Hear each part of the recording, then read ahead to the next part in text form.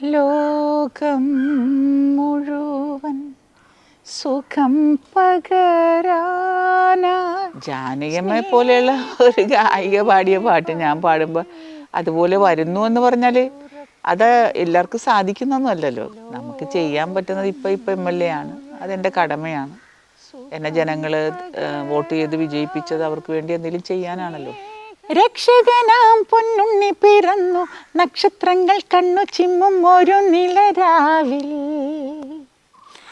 രക്ഷകനാം പൊന്നുണ്ണി പിറന്നു, നക്ഷത്രങ്ങൾ കണ്ണു ചിമ്മും ഒരു നിലരാവിൽ. എല്ലാ MLA-മാരെ അങ്ങനെ തേടി പോകത്തില്ലല്ലോ. രാഷ്ട്രീയ കാര്യങ്ങൾക്ക് അവരെ തേടി പോകും ഇല്ലേ? വികസന പ്രവർത്തനങ്ങൾ, ജനങ്ങൾക്ക് എന്ത് ചെയ്യുന്നു എന്നുള്ളതൊക്കെ തേടി പോകും. പക്ഷെ ഒരു MLA ഒരു കലാകാരി കൂടെ ആയതുകൊണ്ടാണ് നിങ്ങൾ എന്നെ വിളിച്ചിട്ട് എന്നെ കൊണ്ടൊരു പാട്ടൊക്കെ പാടിച്ചു ഇല്ലേ? അപ്പം അതെനിക്കൊരു സ്വർഗമാണ്.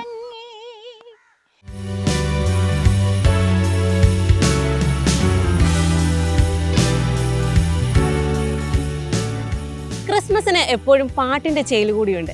പാട്ടിലൂടെ ഹൃദയങ്ങളിലേക്ക് ചേക്കേറിയ ഒരാളാണ് ഈ ക്രിസ്മസിന് എനിക്കൊപ്പമുള്ളത്. പാട്ടിലൂടെ മാത്രമല്ല, ജനകീയ രാഷ്ട്രീയത്തിലൂടെയും ജനമനസ്സുകളിലേക്ക് ചേക്കേറിയ പ്രിയപ്പെട്ട MLA, പാട്ടുകാരി കൂടിയായ MLA ദലീമ ജോജോ. സ്വാഗതം. ഒരു ക്രിസ്മസ് കാലമാണ്. ഈ ക്രിസ്മസ് കാലം എന്ന് പറയുമ്പോൾ മലയാളിക്ക് പെട്ടെന്ന് ഓർമ്മയിലേക്ക് എത്തുന്ന മുഖങ്ങളിലൊന്നാണ് ദലീമ ജോജോയുടേത്. അപ്പോൾ എങ്ങനെയാണ് ഈ ക്രിസ്മസ് പാട്ടുകളിലൂടെയാണ് കൂടുതൽ? അപ്പോൾ ക്രിസ്മസ് പാട്ടുകളുമായിട്ടുള്ള ഒരു കൂട്ടുകൂടൽ എപ്പോൾ തൊട്ടായിരുന്നു? അതിനെക്കുറിച്ചൊന്ന് പറയാമോ? എൻ്റെ ഗ്രാമത്തിൽ കുഞ്ഞിലെ മുതൽ നമ്മൾ പിന്നെ പള്ളിയിൽ ചർച്ചിലെ കൊയറിൽ ഞാനുണ്ട്.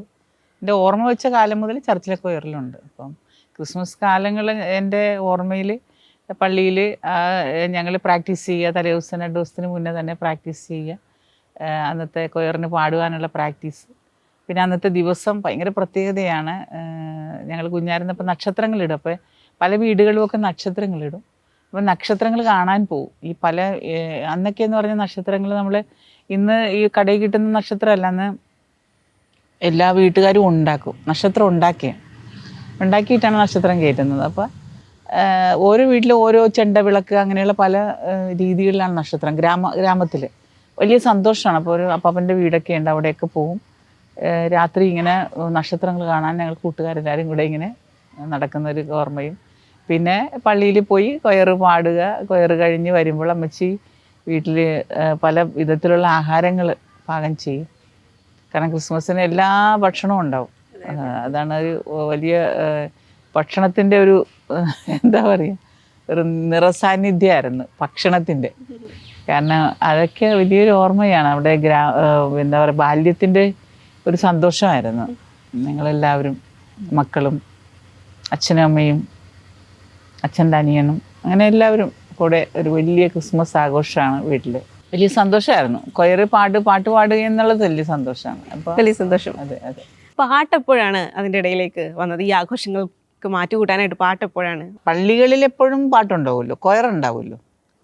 അപ്പം നമ്മൾ പാട്ട് പ്രാക്ടീസ് ചെയ്യണം. നമ്മൾ ഒരാഴ്ച 2 ആഴ്ച 1 മാസം മുന്നേയൊക്കെ തുടങ്ങും പാട്ട് പ്രാക്ടീസ് ചെയ്ത് തുടങ്ങും. ഞാൻ കുഞ്ഞായതുകൊണ്ട് എനിക്ക് കാണാതെ പഠിക്കുകയും ചെയ്യണം. അപ്പോൾ എപ്പോഴും ഇങ്ങനെ പാടിക്കൊണ്ട് നടക്കും. പിന്നെ വീട്ടിലെല്ലാവരും പാട്ടുകാരാണ്. എല്ലാവരും പാട്ടിനെ ഇഷ്ടപ്പെടുന്നവരും. അച്ഛനും അമ്മയൊക്കെ അച്ഛൻ നന്നായിട്ട് പാടുന്ന ആളായിരുന്നു. അമ്മ നല്ലൊരു കവിയായിരുന്നു, നന്നായിട്ട് എഴുതും. അച്ഛൻ്റെ അനിയൻ നല്ലവണ്ണം എഴുത്തുകാരനായിരുന്നു. പിന്നെ പാട്ടിനെ ഒരുപാട് ആസ്വദിക്കുന്നവരാണ്. അപ്പം ഏറ്റവും ആദ്യം പാടിയ ഒരു പാട്ട് അങ്ങനെ ഓർമ്മയുണ്ട്? ഒരു ക്രിസ്മസ് ഗാനം ഏറ്റവും ആദ്യം പാടി? ക്രിസ്മസ് ഗാനമല്ല, ഞാൻ ഏറ്റവും ആദ്യം സ്റ്റേജിൽ പാടുന്നത് എൻ്റെ ഓർമ്മയിൽ ആ കുഞ്ഞായിരുന്നപ്പോൾ സ്റ്റേജിൽ പാടുന്നത് ലോകം മുഴുവൻ സുഖം പകരാനായി. ഏറ്റവും ആദ്യം സ്റ്റേജിൽ പാടുന്നത് എൻ്റെ ബ്രദർ ഇങ്ങനെ പഠിപ്പിച്ചു തന്നിട്ട് എന്നെ എടുത്ത് കയറ്റി നിർത്തിയിട്ട് ഞാൻ പാടുന്ന ഓർമ്മയുണ്ട്. എനിക്ക് മത്സരിക്കാൻ പാടുന്നതാണ്. അന്ന് ഈ ക്രിസ്ത്യൻ ഭക്തിഗാന മത്സരം വെച്ചു പള്ളിയിൽ. അപ്പോൾ ആ മത്സരിക്കാനായിട്ട് കുഞ്ഞായ എന്നെ സ്റ്റേജിൽ കയറ്റി നിർത്തിയിട്ട് ഞാൻ പാടുന്ന ഓർമ്മ. അത് ഈ ലോകം മുഴുവൻ സുഖം പകരാനായാണ് ഞാൻ പാടിയത്. ആ പാട്ടാണ്. ക്രിസ്മസ് എന്ന് പറയുമ്പോൾ നമുക്ക് ആദ്യം ഓർമ്മ വരുന്ന പാട്ടുകളിൽ ഒന്നുകൂടിയാണല്ലേ? പിന്നെ ആദ്യം ക്രിസ്മസിൻ്റെ പാട്ടല്ലെങ്കിൽ കൂടെ കർത്താവിൻ്റെ പാട്ടാണ്. അതെന്ന് വെച്ചാൽ ദൈവത്തിൻ്റെ പാട്ട് തന്നെയെല്ലാം ലോകത്ത് മൊത്തം സുഖം പകരാനായി സ്നേഹദീപമേ മിഴി തുറക്കൂ എന്നുള്ളതാണ്. മനസ്സിലായി? കഥന നല്ല പാട്ട് കേട്ടിട്ടുണ്ടല്ലോ? ഒന്ന് പാടാമോ? ആയിക്കോട്ടെ. ലോകം മുഴുവൻ സുഖം പകരാനായി സ്നേഹദീപമേ ദീപമേ മിഴി തുറക്കൂ, ലോകം മുഴുവൻ സുഖം പകരാനായി സ്നേഹദീപമേ മിഴി തുറക്കൂ, കഥന നിവാരണ കനിവിന്നുറവി കാട്ടിൻ നടുവിൽ വഴി തെളിക്കൂ, ലോകം മുഴുവൻ സുഖം പകരാനായി സ്നേഹദീപമേ മിഴി തുറക്കൂ. വളരെ ഭക്തി നിറഞ്ഞൊരു ഗാനമാണ്. അതിൻ്റെ അർത്ഥവും ഭയങ്കര അർത്ഥമാണ്. നല്ല വരികളാണ്. പുല്ലിൽ പൂവിൽ പുഴുവിൽ കിളിയിൽ വന്യജീവിയിൽ വനചരനിൽ, അത് എല്ലാം. അതുപോലെ തന്നെ പരീക്ഷണത്തിൻ വാൾമുനയേന്തി പടനിലത്തിൽ ഞങ്ങൾ വീണിടുമ്പോൾ, അങ്ങനെ ഭയങ്കര വരികളാണ് എൻ്റെ വാക്കുകൾ. അതെ. അപ്പം പിന്നീട് എങ്ങനെയാണ് ഈ പിന്നണി ഗാനരംഗത്തേക്ക്, ചലച്ചിത്ര രംഗത്തേക്കൊക്കെ എത്തിപ്പെടുന്നത്? ഞാനൊരു പ്രീ ഡിഗ്രിയൊക്കെ കഴിഞ്ഞിട്ടായിരുന്നു. അപ്പം ഞാനൊരു ഗ്രാമവാസിയാണ്. അപ്പോൾ ഗ്രാമവാസിക്ക് ഒരിക്കലും ഒരു സ്വപ്നം കാണാനുള്ള ഒന്നുമില്ല. കാരണം സംഗീതത്തിൽ തന്നെ ഞാൻ വളരുമെന്നോ അല്ലെങ്കിൽ സംഗീതത്തിൽ ഞാൻ എവിടെയെങ്കിലും എത്തുമെന്നോ ഞാൻ ചിന്തിച്ചിട്ടില്ല. കാരണം അങ്ങനെയൊന്നും ചിന്തിച്ചിട്ടില്ല. നമ്മുടെ ആ ബാല്യം, അത് കഴിഞ്ഞ് കൗമാരം, പിന്നെ യൗവനം, അങ്ങനെ ആകുമ്പോൾ അതിൻ്റെതായ സ്വപ്നങ്ങളേ ഉള്ളൂ. ഒരു കല്യാണം കഴിക്കുക, പ്രണയിക്കുക, ആ ഒരു വിചാരമില്ലാതെ പാട്ടിൻ്റെ ലോകത്ത് ഞാനിങ്ങനെ എത്തുന്ന ഒരു ചിന്തകളൊന്നും എനിക്കില്ലായിരുന്നു. ഇപ്പോൾ കൊച്ചിൻ്റെയൊക്കെ പ്രായം, അങ്ങനെയൊക്കെ ഉള്ള പ്രായത്തിൽ നമുക്ക് സ്വപ്നങ്ങളുണ്ടാവുമല്ലോ, ഇല്ലേ? നമുക്ക് പലവിധ സ്വപ്നങ്ങളുണ്ടാവും. അപ്പോൾ ആ സ്വപ്നം, പ്രണയ ചിന്തകൾ, കല്യാണ ചിന്തകൾ, കല്യാണം കഴിക്കുമ്പോൾ ആ വീട്ടിൽ എങ്ങനെയായിരിക്കും, ഇപ്പം നമ്മൾ കാണുന്ന നമ്മുടെ ചേച്ചിമാരെ കല്യാണം കഴിച്ച് കഴിയുമ്പോൾ അവിടെ എങ്ങനെയാണ്, അതിൻ്റെ ഒരു സ്വപ്നം. അപ്പം ഞാനും അങ്ങനെയൊക്കെ ആയിരിക്കും. അല്ലാതെ പാട്ടിലൂടെ ഇങ്ങനെ വളർന്ന് നമ്മൾ ആരെങ്കിലുമൊക്കെ അറിയപ്പെടുമെന്നോ ഞാൻ സ്വപ്നത്തിൽ പോലും ചിന്തിച്ചിട്ടില്ല. അതൊക്കെ വിധിയാണ്, നമ്മളെ കൊണ്ടുപോയി എത്തിക്കുകയാണ് ദൈവം. നമ്മളൊരു പക്ഷേ ഇപ്പം അമ്പലത്തിലാണെങ്കിലും പള്ളിയിലാണെങ്കിലും നമ്മളെന്നും ദൈവത്തെ വിളിച്ച് പ്രാർത്ഥിക്കുക, അല്ലെങ്കിൽ പാട്ട് പാടിക്കൊണ്ടേ ഇരിക്കുകയാണ്, ഇല്ലേ? അതെ. അപ്പോൾ ഒരു ശക്തി നമുക്കുണ്ടാവും. ഒരു ശക്തി, ദൈവത്തിൻ്റെ ഒരു കരുണയുണ്ടാവും നമുക്ക്. ആ കരുണയാണ് നമ്മൾ പിന്നീട് എന്തെങ്കിലുമൊക്കെ ആയിത്തീരുന്നത്. മനസ്സിലായി? ഞാൻ ഒരിക്കലും അത് തന്നെയല്ല, ഞാൻ പഠന കാലഘട്ടങ്ങളിലാണെങ്കിലും ഞാൻ കലയിലായിരുന്നു എൻ്റെ എല്ലാം. ഞാൻ കലാകാരിയാണ്, അല്ലാതെ ഒരു പഠിപ്പിസ്റ്റൊന്നുമല്ല. ഇഷ്ടം പോലെ അടി കൊള്ളും. സ്കൂളിലാണെങ്കിലും വലിയ മാർക്കൊന്നും മേടിക്കാത്തതുകൊണ്ട് അടി കിട്ടും. കോളേജിൽ ചെന്നപ്പോഴാണെങ്കിൽ കോളേജിൽ എൻ്റെ പ്രൊഫസേഴ്സൊക്കെ എന്നോട് പറയും, നിനക്ക് ഇങ്ങനെ പാട്ട് പാടി നടന്നാൽ മതി, എനിക്ക് മാർക്കൊന്നും മേടിക്കേണ്ടതെന്ന് ചോദിക്കും. അപ്പം ഞാൻ എത്ര മാർക്കാണ് മേടിച്ചിരിക്കുന്നതെന്ന് മനസ്സിലായാൽ മതി. ഈ പാട്ട്. അപ്പം എനിക്ക് സംഗീതമായിരുന്നു എൻ്റെ ലോകം. പിന്നെ ഈ പ്രകൃതിയൊക്കെ ഒത്തിരി സ്നേഹിച്ചു. കാരണം നമ്മൾ ഈ ഗ്രാമവാസികളൊക്കെ ആയതുകൊണ്ട് നിറച്ച് ഈ സ്ഥലങ്ങളും ഇങ്ങനെ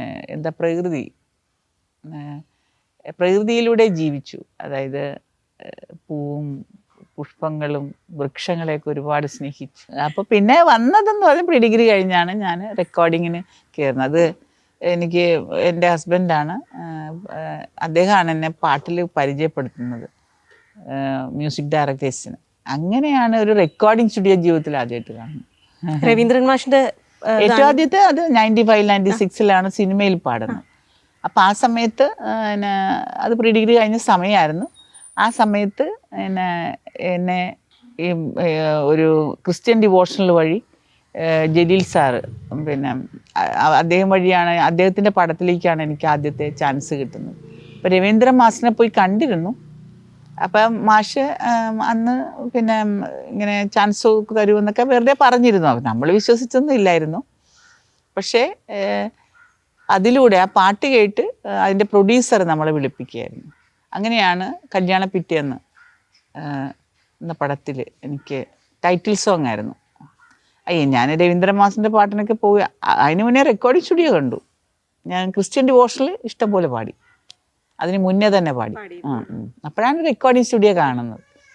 പിന്നെ ഗാനമേളയ്ക്കൊക്കെ പാടുക. ഗാനമേളയ്ക്ക് വീട്ടിൽ നിന്ന് അങ്ങനെ അധികം അയക്കില്ല. വീട്ടിലിങ്ങനെ പെമ്പിള്ളേരെ ഇങ്ങനെ ഗാനമേളയ്ക്കൊന്നും പോകുന്നതിനോട് യോജിപ്പുള്ള ഒരു കുടുംബം അല്ലായിരുന്നു. തടസ്സങ്ങളുണ്ടായിരുന്നു. അമ്മച്ചിക്ക് ഭയങ്കര ഇഷ്ടമായിരുന്നു. അപ്പോൾ എൻ്റെ ബ്രദേഴ്സൊക്കെ ബോംബെയിൽ അവർ അങ്ങനെ പോകുമ്പോൾ അവരില്ലാത്ത സമയം നോക്കി അമ്മച്ചി എന്നെയും കൊണ്ട് ഗാനമേളയ്ക്ക് പോകും. എൻ്റെ കൂട്ടത്തിൽ വരും. പിന്നെ പാട്ടിൽ ഇഷ്ടമുള്ള എൻ്റെ ബ്രദേഴ്സ് കസിൻസ് ഉണ്ട്, അവർ കൂട്ടത്തിൽ വരും. അങ്ങനെയൊക്കെയാണ് ഞാൻ ഗാനമേളയ്ക്ക് പാടുന്നത്. കോളേജ് ഞാൻ പാട്ടിന് ഫസ്റ്റായിരുന്നു. അതൊക്കെയായിരുന്നു എൻ്റെ സംഗീത ലോകം. അതേപോലെ തന്നെ ചേച്ചിയെ പറ്റി പെട്ടെന്ന് ഓർക്കുമ്പോൾ വരുന്ന പാട്ടെന്ന് പറഞ്ഞാൽ ഈ തെന്നലും തിങ്കളും എന്ന് പറയുന്ന ആ ഒരു ഗാനം, അത് എത്ര കേട്ടാലും മതി വരാത്ത ഒരു പാട്ടുമാണല്ലേ ആ ഒരു. അത് നീ വരുവോളം എന്ന സിനിമയിലായിരുന്നു. നമ്മുടെ പിന്നെ നീ വരുവോളം സിബി മലയിലിൻ്റെ സിനിമയായിരുന്നു. അതിൻ്റെ പിന്നെ മ്യൂസിക് ഡയറക്ഷൻ ജോൺസൺ മാസ്റ്ററായിരുന്നു. അത് ഗിരീഷ് പുത്തഞ്ചേരി ആയിരുന്നു വരികൾ. അപ്പോൾ അദ്ദേഹമാണ് എന്നെ നീ വരുവോളത്തിൽ പാടിക്കുന്നത്. കാരണം കൃഷ്ണകുടിയിൽ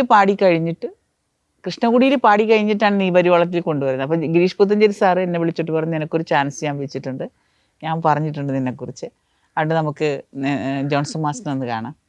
അങ്ങനെ ആണ് ഈ നീ വരുവോളത്തിൽ പാടാൻ വരുന്നത്. അങ്ങനെ വലിയ സന്തോഷമായിരുന്നു. അതിന് വരുന്ന മദ്രാസിൽ പേടിച്ചും ഭയന്നൊക്കെയാണ്. കാരണം ജോൺസൺ മാസ്റ്റർ എന്താ പറയുക, വലിയ മ്യൂസിക് ഡയറക്ടേഴ്സ് ആണല്ലോ അവരൊക്കെ. ജോൺസൺ മാസ്റ്ററിനെയൊക്കെ എന്ന് പറഞ്ഞാൽ എൻ്റെ ഹൃദയത്തിൽ എന്ന് ആരാധിക്കുന്ന, നമ്മളെന്നും ബഹുമാനിക്കുന്ന, എപ്പോഴും എന്താ ആ പാട്ടുകളൊക്കെ നമ്മുടെ ജീവനാണ്. അപ്പോൾ അദ്ദേഹത്തിൻ്റെ മുന്നിൽ നിന്ന് പാട്ട് പാടേണ്ടതായിട്ട് വരും. അത് ഞാൻ പറഞ്ഞില്ലേ, ഗ്രാമത്തിൽ ജനിച്ചതായതുകൊണ്ട് നമുക്ക് പട്ടണത്തിൻ്റെതായ ഒന്നുമില്ല.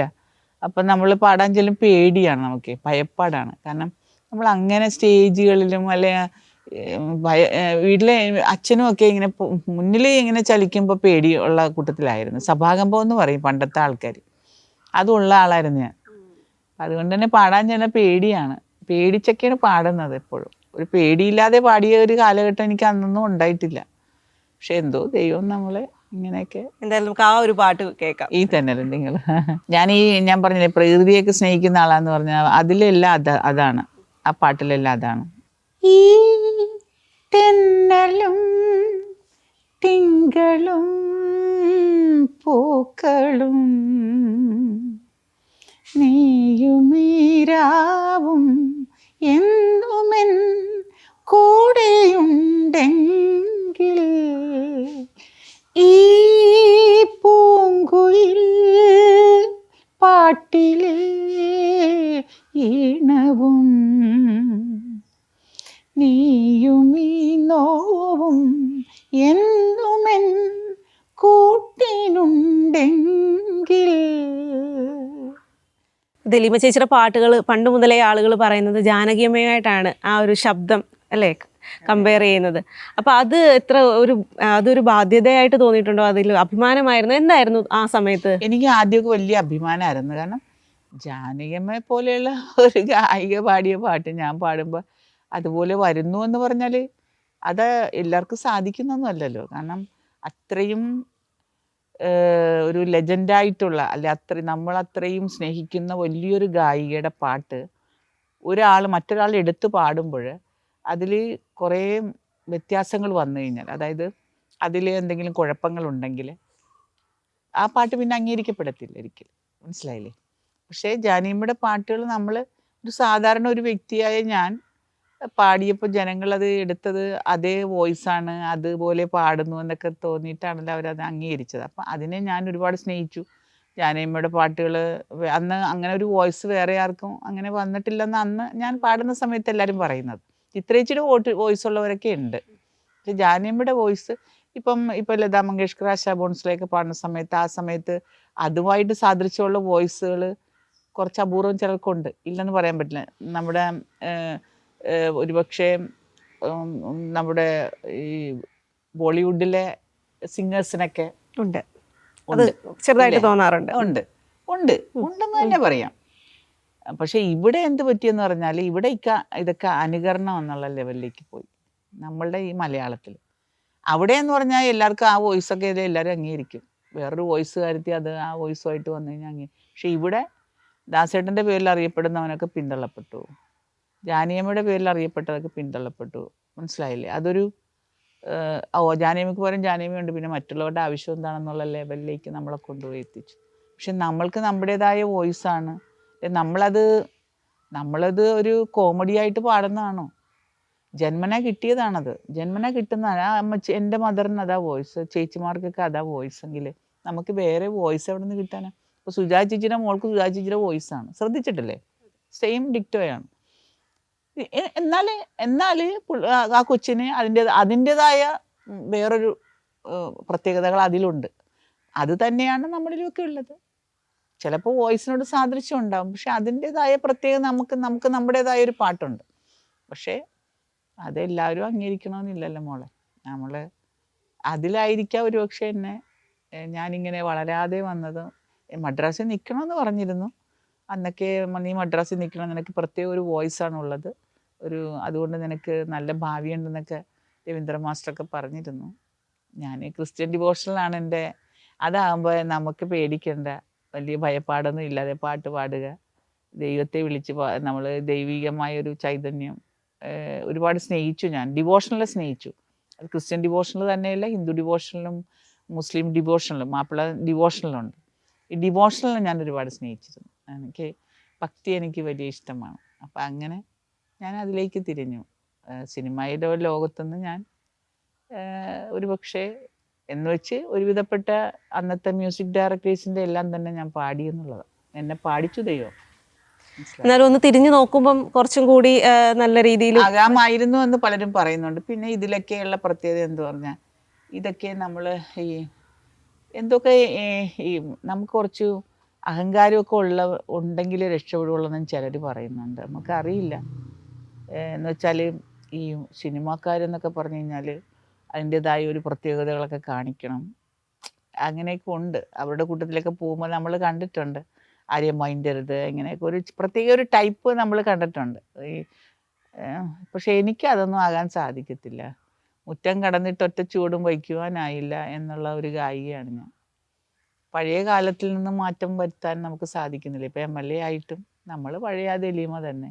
അതിനൊരു മാറ്റം ഉണ്ടോ എന്ന് ആരോടെങ്കിലും ചോദിച്ചു നോക്കിയാൽ അവരിങ്ങോട്ട് പറയും. കാരണം എനിക്ക് മാറാൻ പറ്റുന്നില്ല മോളെ.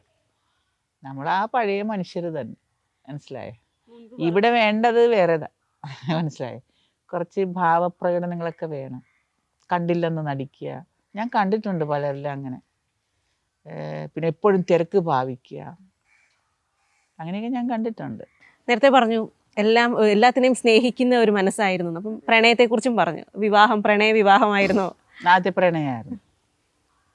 അദ്ദേഹം ഞങ്ങൾ പ്രണയിച്ചാണ്, അതൊക്കെ പറഞ്ഞാൽ തെറ്റായിട്ട് വരും. ഞങ്ങൾ സ്നേഹിച്ച് കെട്ടിയതാണ്. അദ്ദേഹത്തിന് സംഗീതത്തിലെ ഒരുപാട് കഴിവുണ്ടായിരുന്നു. അപ്പം എൻ്റെ സംഗീതത്തെയും സ്നേഹിച്ചു, എൻ്റെ കവിതകളെ സ്നേഹിച്ചു. അപ്പം നമുക്കതിനെ പറ്റിയ ഒരാളെ ഞാൻ കല്യാണം കഴിക്കണില്ലെന്ന് വിചാരിച്ച ആളാണ്. വീട്ടിലിങ്ങനെ കല്യാണ ആലോചന ഉണ്ടായിരുന്നത്. കാരണം ചേച്ചിമാരൊക്കെ എന്നെക്കാൾ കുറച്ച് മൂത്തവരാണ് എല്ലാവരും. ഞാൻ ഏറ്റവും ഇളയതായതുകൊണ്ട് ഞാൻ പഠിക്കുന്ന കാലഘട്ടത്തിൽ എൻ്റെ കൊച്ചിൽ തന്നെ അവരൊക്കെ കെട്ടിപ്പോയി. അപ്പം പിന്നെ എനിക്ക് ഈ 10, 17, 18 വയസ്സ് തുടങ്ങി കല്യാണ ആലോചനകളാണ് വീട്ടിലെ. എനിക്ക് കെട്ടാൻ യാതൊരു താല്പര്യമില്ല. അപ്പം സംഗീതത്തെ സ്നേഹിക്കുന്ന ആരെങ്കിലും ഉണ്ടെങ്കിൽ കെട്ടാം എന്നുള്ളൊരു ലെവലിലായിരുന്നു എൻ്റെ ജീവിതം. അങ്ങനെ ഒരാളെ കിട്ടിയപ്പോൾ അയാളെ സ്നേഹിച്ചു, അയാൾ നമ്മളെ സ്നേഹിച്ചു. അതൊരു വലിയ കോളിളക്കമൊക്കെ ആയിരുന്നു. പക്ഷെ അന്ന് വെച്ച് ദൈവം ഉണ്ടായിരുന്നു എല്ലാത്തിനും കൂട്ടത്തിൽ ദൈവം ഉണ്ടായിരുന്നു. മുൻപ് പറഞ്ഞു സഭാകമ്പം ഉള്ള ഒരാളായിരുന്നു. പക്ഷെ സഭാകമ്പം ഉള്ള ഒരാളാണ്. ഇത്രയും വർഷം പിന്നണി ഗായികയായിട്ടും സംഗീത മേഖലയിലും ഒക്കെ ഇങ്ങനെ ജനങ്ങൾക്ക് ഇടയിൽ നിന്നു. അതിനുശേഷം ഒട്ടും സഭാകമ്പം വേണ്ടാത്ത ഒരു മേഖലയിലേക്ക് വന്നെത്തി, രാഷ്ട്രീയത്തിലേക്ക്. എങ്ങനെയാണ് ഒരു രാഷ്ട്രീയത്തിലേക്ക് എത്തുന്നത്? അതിനെക്കുറിച്ച് ഒരുപാട് പറഞ്ഞിട്ടുണ്ട്. എന്നാലും ഞാൻ പറഞ്ഞിട്ടുണ്ട്, ഞാൻ എല്ലാ വേദികളിലും പറയും. ഇൻ്റർവ്യൂ എനിക്ക് സ്ഥിരം ഇൻ്റർവ്യൂ ആണ്. കാരണം വെച്ചാൽ ഇത് എപ്പോഴും തന്നെ പിന്നെ ആവർത്തിക്കുന്നതാണ്. രാഷ്ട്രീയ ജീവിതം എന്ന് പറഞ്ഞാൽ എനിക്കറിയില്ലായിരുന്നു. രാഷ്ട്രീയം എന്താണെന്നോ ഞാൻ ചിന്തിച്ചിട്ടേ ഇല്ല. നമ്മളെല്ലാവരും വോട്ട് ചെയ്യും ആ സമയത്ത് ഇഷ്ടമുള്ളവർക്ക്. ചിലപ്പോൾ നാട്ടിൻപുറത്ത് നിൽക്കുന്ന ആരെങ്കിലും നമ്മൾ സ്നേഹിക്കുന്നവർക്ക് അത് എന്നെ രാഷ്ട്രീയമൊന്നും ചിന്തിക്കാറില്ലായിരുന്നു. പക്ഷേ ഞാൻ വന്നത് ഇടതുപക്ഷത്തോട്ടാണ്. എൻ്റെ അച്ഛന് അവരൊക്കെ കോൺഗ്രസ്സുമായിരുന്നു. വീട് മൊത്തം കോൺഗ്രസ് ആയിരുന്നു. പക്ഷെ അച്ഛൻ പഠിപ്പിച്ച പാട്ട് ഞാനിപ്പോൾ ഓർക്കുന്നു. എൻ്റെ കുഞ്ഞിലെ ആദ്യമായിട്ട് പഠിപ്പിച്ച പാട്ട്, നീയൻ ജീവിത നാടിയാണേ ജീവിതം തരണേ സഹാവേ ഏഴകൾക്കെന്നും സഹായം കണ്ണുനീരാണ് എന്നുള്ളൊരു പാട്ടാണ് അച്ഛൻ ആദ്യമായിട്ട് പഠിപ്പിക്കുന്നത്. അതിൽ സഹാവാണ് എന്ന് മനസ്സിലായില്ലേ? പക്ഷെ അതെല്ലാം നിമിത്തമായിട്ട് വരികയാണ്. ഞാൻ സഹാവായിട്ട് മാറി. ഞാൻ ആദ്യം പാടിയത് ലോകം മുഴുവൻ സുഖം പകരാനായി എന്നുള്ള പാട്ടാണെങ്കിൽ ഞാനും മറ്റുള്ളവർക്ക് സുഖം പകരാനായിട്ട് നിൽക്കേണ്ടവളായിട്ട് മാറി. പ്രത്യേകിച്ച് ഇപ്പം കലാകാരിയാണ്, അതുപോലെ തന്നെ രാഷ്ട്രീയ പ്രവർത്തകയുമാണ്. ഇപ്പം രാഷ്ട്രീയ ഭേദമില്ലാതെ തന്നെ സ്ത്രീകൾ ഒരുപാട് സൈബർ ആക്രമണങ്ങൾക്ക് വിധേയരാകുന്ന ഒരു കാലം കൂടിയാണ്, പ്രത്യേകിച്ച് പൊതുരംഗത്ത് നിൽക്കുമ്പം. അപ്പോൾ അത്തരം സൈബർ ആക്രമണങ്ങളൊക്കെ ഉണ്ടായിട്ടുണ്ടോ, അല്ലെങ്കിൽ അതിനെയൊക്കെ എങ്ങനെയാണ് നോക്കിക്കാണുന്നത്? സ്ത്രീക്ക് എന്നും ഈ ഇതല്ലേ, വിഷമതകളല്ലേ. സ്ത്രീ എന്ന് പറഞ്ഞാൽ ഞാൻ ഓർക്കും സ്ത്രീയായിട്ടൊക്കെ ജനിക്കരുതെന്ന് വിചാരിക്കും ചില സമയത്ത്. കാരണം ഒരു വേശ്യ എന്നുള്ള പദം തന്നെ നമ്മളൊന്ന് എടുത്തു നോക്കിക്കേ, അത് മാത്രം ഒന്ന് എടുത്തു നോക്കിക്കേ. ആരാണ് ഈ വേശ്യ? ആരാണ് വേശ്യ? സ്ത്രീക്ക് മാത്രമാണോ വേശ്യ പദവി? സ്ത്രീയെ ഉപയോഗിക്കുന്നത് ആരാണെന്ന് വിചാരിക്കേ, ഇല്ലേ? സ്ത്രീയെ ഉപയോഗിക്കുകയല്ലേ, ഒരു ഉപകരണമാക്കി മാറ്റിയില്ലേ. അവൾ ആഗ്രഹിച്ചിട്ടാണോ വേശ്യ എന്നുള്ള പദം സ്വീകരിക്കുന്നത്? എത്രയോ പുരുഷന്മാർ കയറി ഇറങ്ങുന്നുണ്ട്. അവർക്കെന്താ ഈ വേശ്യ എന്നുള്ള ഈ ഒരു പേരില്ലാത്തത്? അവർക്കെന്താ ഈ പേരില്ലാത്തത്? ഈ ഉപയോഗിക്കുന്ന ഒരു യന്ത്രം പോലെ അവളെ ഉപയോഗിച്ചിട്ട് അവൾക്കാണല്ലോ ഈ പേര് ദോഷം. ഏതെങ്കിലും ഒരു സ്ത്രീ വിചാരിക്കുന്നുണ്ടോ ഒരു വേശ്യയാകാൻ? പറയും. ഇല്ല, ആരും വിചാരിക്കില്ല. ഒരു സ്ത്രീ പോലും വിചാരിക്കത്തില്ല വേശ്യ. ഒരു സ്ത്രീ അവൾ അതിൽ ആക്കപ്പെടുകയാണ്. അപ്പോൾ സ്ത്രീ ജന്മം തന്നെ ഇങ്ങനെ മറ്റുള്ളവരാൽ ചവിട്ടി മെതിക്കപ്പെടുവാനും വിഷമതകളിൽ കിടന്ന് പിടയാനും ഉള്ളതാക്കി മാറ്റുകയാണ് ഒരു സമൂഹം. ക്രിസ്മസിൻ്റെ ഒരു ആഘോഷം, ഒരു വൈബ് വേണമല്ലോ നമുക്ക്. അപ്പോൾ ഒരു ക്രിസ്മസ് കാരോൾ ഗാനം കൂടി പാടിയാൽ. ക്രിസ്മസ് കാരോൾ ഗാനങ്ങൾ എനിക്ക് അത്ര വലിയ അറിയില്ല, എന്നാലും ക്രിസ്മസിന്റെ പാട്ട് പാടാം. കാലിത്തൊഴുത്തിൽ പിറന്നവനേ, കരുണ നിറഞ്ഞവനേ, കാലിത്തൊഴുത്തിൽ പിറന്നവനേ, കരുണ നിറഞ്ഞവനേ, കരളിലെ ചോരയാൽ പാരിന്റെ പാപങ്ങൾ കഴുകിക്കളഞ്ഞവനേ, കരളിലെ ചോരയാൽ പാരിന്റെ പാപങ്ങൾ കഴുകിക്കളഞ്ഞവനേ, അടിയങ്ങൾ നിന്നാമം വാഴ്ത്തിടുന്നു, ഹല്ലേലൂയാ ഹല്ലേലൂയാ. അടിയങ്ങൾ നിന്നാമം വാഴ്ത്തിടുന്നു, ഹല്ലേലൂയാ ഹല്ലേലൂയാ. എൻ്റെ ഒരു പേഴ്സണൽ റിക്വസ്റ്റ് ആണ്, ജാനകിയമ്മയുടെ പാട്ടുകൾ ഒരുപാട് ചേച്ചി പാടി കേട്ടിട്ടുണ്ട്. അപ്പം ജാനകിയമ്മയുടെ സ്വരത്തിലുള്ള ഏതെങ്കിലും ഒരു ഗാനം കൂടി നമുക്ക് വേണ്ടിയിട്ട്. തീർച്ചയായിട്ടും. താനേ തിരിഞ്ഞും മറിഞ്ഞും തൻ താമരമെത്തയിലുരുണ്ടും മയക്കം വരാതെ മാനത്തു കിടക്കുന്നു മധുമാസ സുന്ദര ചന്ദ്രലേഖ.